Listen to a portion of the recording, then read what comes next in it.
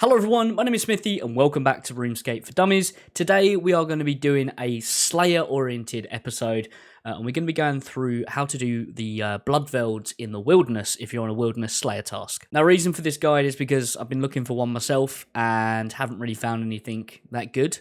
To be perfectly honest, might just be that I haven't looked hard enough, but either way, I thought I would share, what my setup is and how I'm going to go about doing Bloodvelds.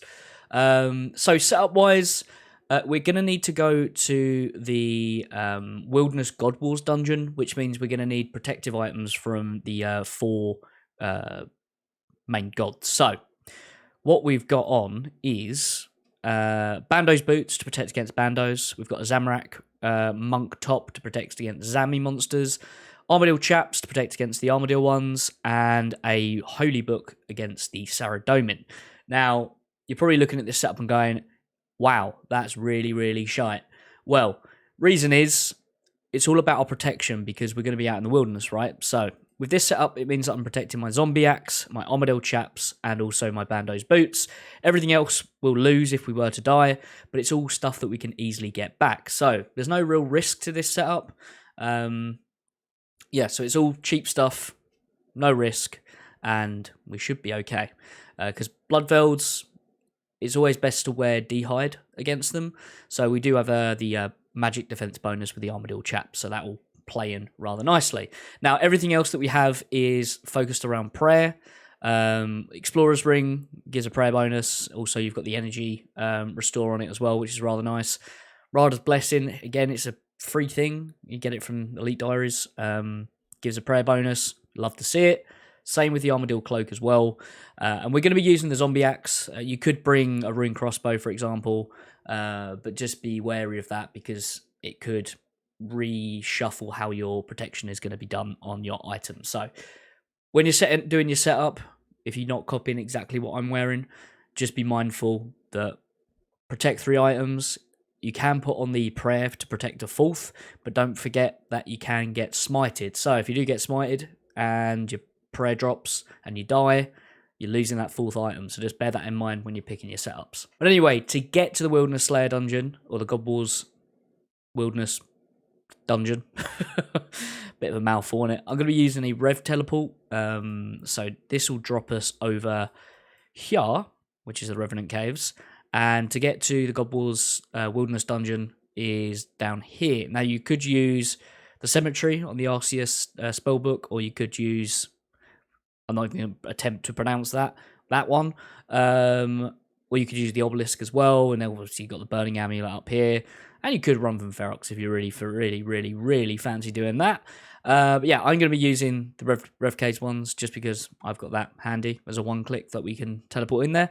And it means I've not got to switch my spellbook. Don't really want to be doing that, to be honest. Now, inventory-wise, I'm not taking a lot of resources with me. I'm banking on that they'll drop some Blighted stuff.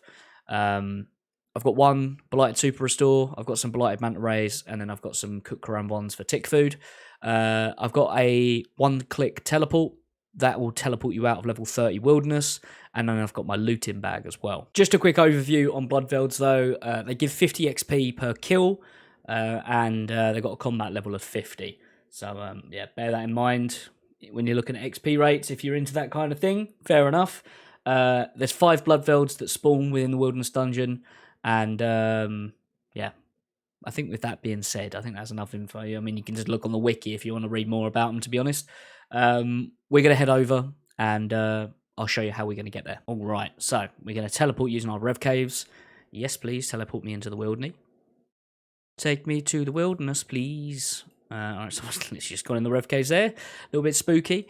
You will need to be mindful of these green dragons when you're running this way, because they can burn you.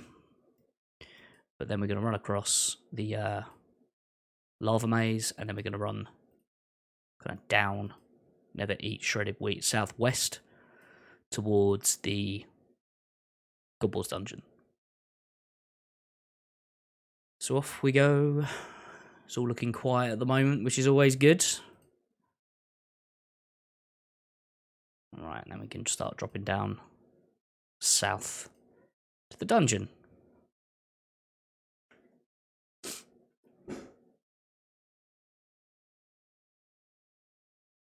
Alright, now we're inside. We can either move the boulder or we can go through this crevice.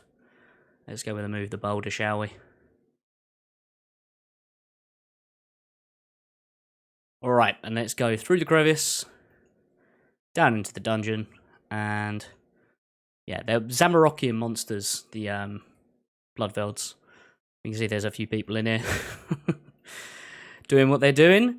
You can pray, I think, see, they have a magical melee attack, which always kind of throws me off of, do you pray mage or do you pray melee? I normally pray melee against them.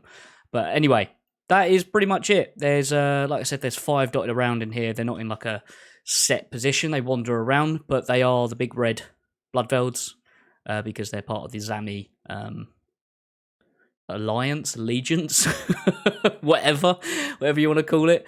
But yeah, hope you guys found this video useful. Like I said, I didn't really see an up-to-date guide on Bloodveld, so I thought I'd make one. But anyway, what is kind of nice here as well, just a side thing, is that all the other monsters from like different, I'm going to say houses, because then it sounds like it's Game of Thrones. They all start attacking everything as well, so 9 times out of 10, you've got a goblin and a spiritual mage helping you out, which, yeah, tag teaming. But anyway, I'm going to stop rambling. I'll let you guys go. Thank you so much for watching. Stay safe, and I'll see you all in a new video soon. Bye!